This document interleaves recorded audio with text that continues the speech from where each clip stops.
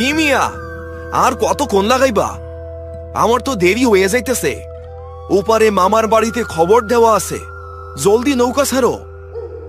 ছোট বাবা, আইসকা রাইট জানা হয় এই পারেই ঢাইকা যান। গানের অবস্থা ভালো ঠেকতাছে না, বাতাসটা কেমন যেন বাড়ি বাড়ি। আরে নিশুতি বিলে আমাবস্যা পূর্ণিমার রাইতে। আহা, আবার শুরু করলা তোমাকে গ্রামের গাঁজাখুরি গপ্প। আরে আমি ঢাকা শহরে থাকি, রাইট 2টা-3টা পর্যন্ত রাস্তায় ঘুরি, কিচ্ছু হয় না। তুমি চলো, ডাবল ভাড়া দিমো। ডবল টাকা দিবেন? আচ্ছা, আল্লাহ ভরসা, উঠেন তাইলে। তয় একটা কথা, বিলে যদি কোনো ডাক শুনেন বলেও জবাব দিবেন না, আর পানির দিকে বেশি তাকাইবেন না। পলাশ কোনো উত্তর দিল না, সে কেবল একগাল হেসে নৌকায় উঠে বসল। গফুর মাঝি লগি ঠেলে নৌকা ভাসাল। কুয়াশার চাদর চিরে নৌকাটি বিলের মাঝখানের দিকে এগিয়ে চলল। চারদিকে শুধু পানি আর কচুরিপানা। দূরে কোথাও শেয়ালের ডাক শোনা যাচ্ছে। কুয়াশা এতটাই ঘন হয়ে গেছে যে হাত বাড়ালে হাত দেখা যাচ্ছে না। হঠাৎ গফুর মাঝির লগিটা কাদায় আটকে গেল। ইয়া মাবুদ, এইটা তো ভালো লক্ষণ না। লগি তো এমনে আটকানোর কথা না, এইখানে তো পানি গভীর। আরে লগি তো আটকাইতেই পারে, তুমি জোরে টান দেও। না ছোট বাবা, আপনি বুঝতেছেন না, পানির নিচে কিছু একটা লগি ধইরা রাখছে। মনে হইতাছে কেউ নিচ থেকে টানতাছে। হঠাৎ করে বিলের নিস্তব্ধতা ভেঙে একটা অদ্ভুত শব্দ ভেসে এলো। মনে হচ্ছে পানির নিচ থেকে কেউ নুপুর পরে হাঁটছে, অথচ চারপাশে অথই পানি।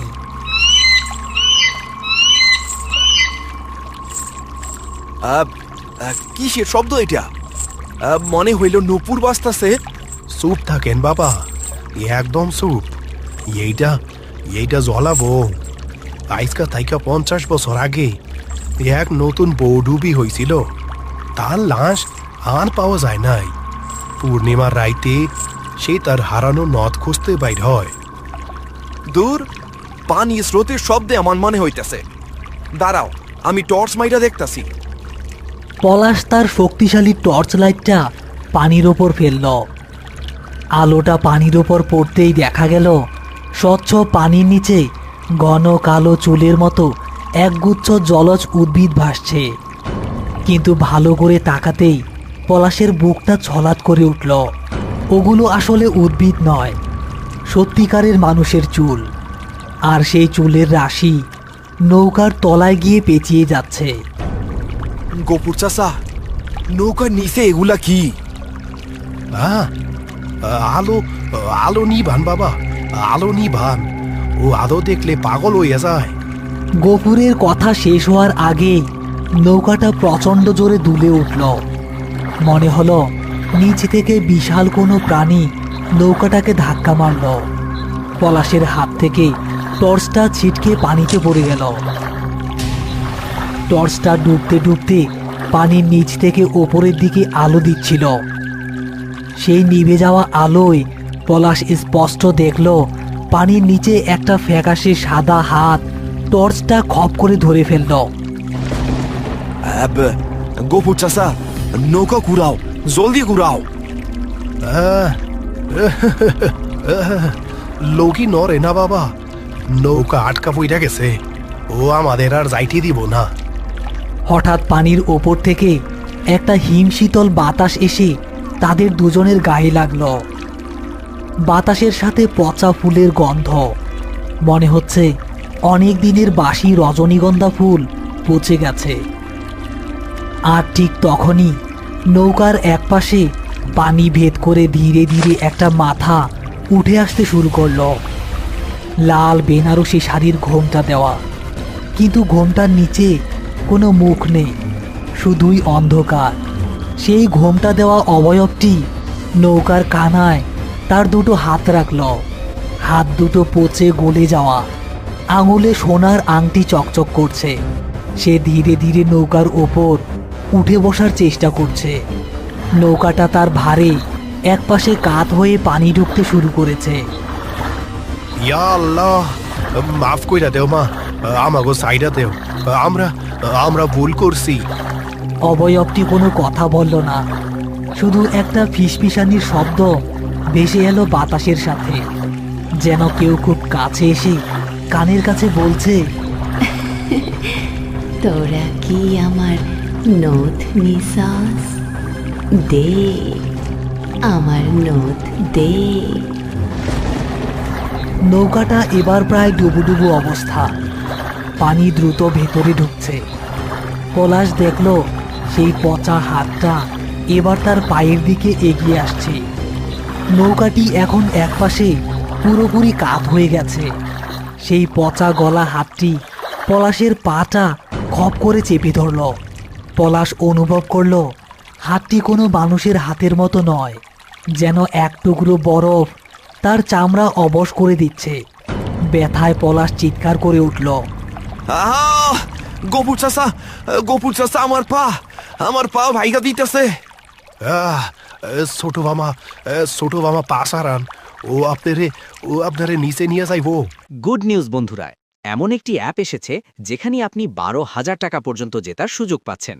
লাইভ ম্যাচে স্কোর অনুমান করে খেললেই জিততে পারেন কার, আইফোন, টিভি ও অ্যাপেল ওয়াচের মতো দারুণ পুরস্কার।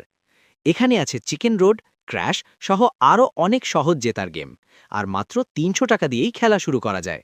রেজিস্ট্রেশনের সময় প্রোমো কোড ভ্যালু100 ব্যবহার করলে প্রথম ডিপোজিটে 12,000 টাকা পর্যন্ত বোনাস পাবেন।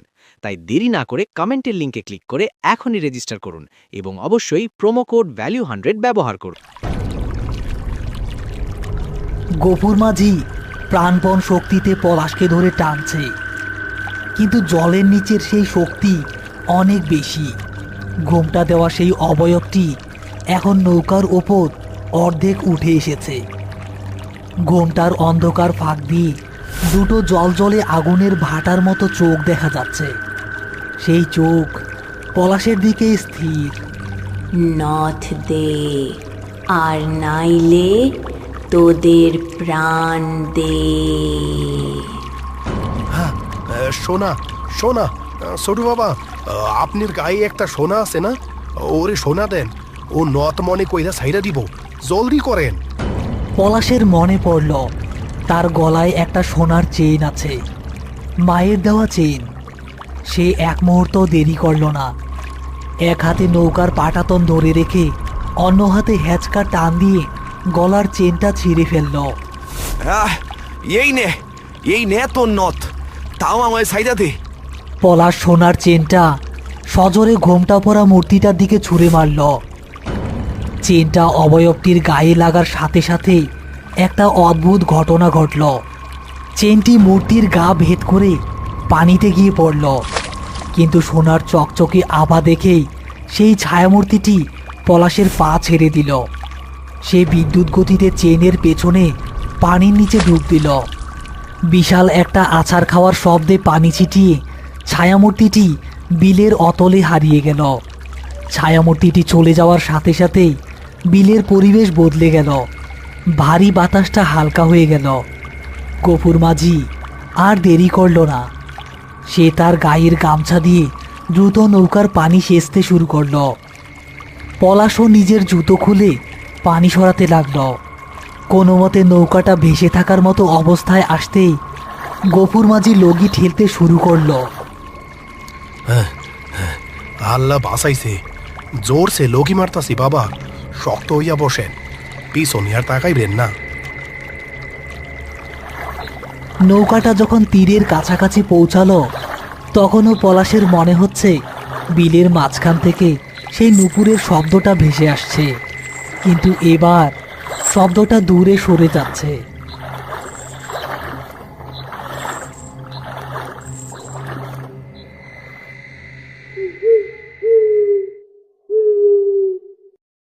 পলাশ আর গফুর মাঝি যখন মামাবাড়িতে পৌঁছালো তখন তাদের অবস্থা ভিখারির মতো।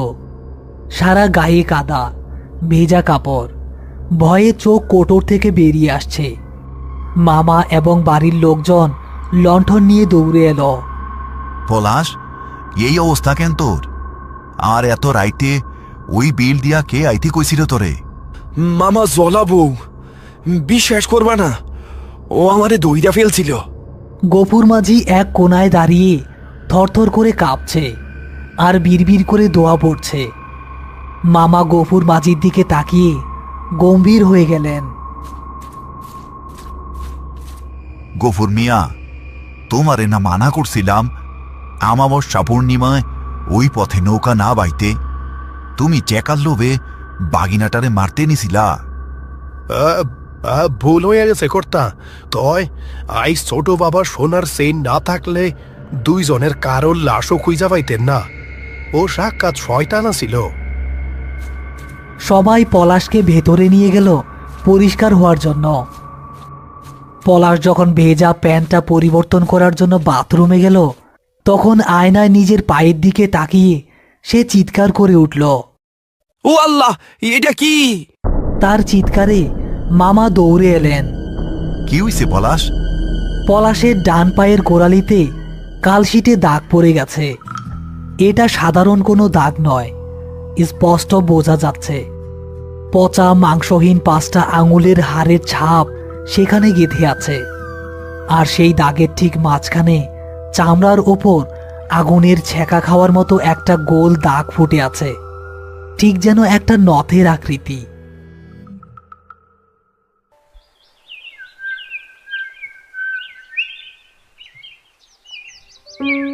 জানালা দিয়ে রোদ আসছে। পলাশ বিছানায় শুয়ে আছে, গায়ে প্রচণ্ড জ্বর। জানালার বাইরে গ্রামের দিগন্তজোড়া ফসলের মাঠ দেখা যাচ্ছে।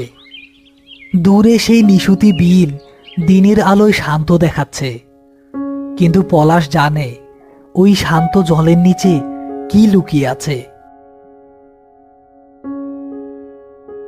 ডাক্তার আসছিল, জ্বরের ওষুধ দিয়া গেছে। তবে ডাক্তারও পায়ের দাগ দেখা ভয় পাইছে। বলছে এমন পোড়া দাগ সে নাকি জীবনেও দেখে নাই। মামা, আমার সিনটা?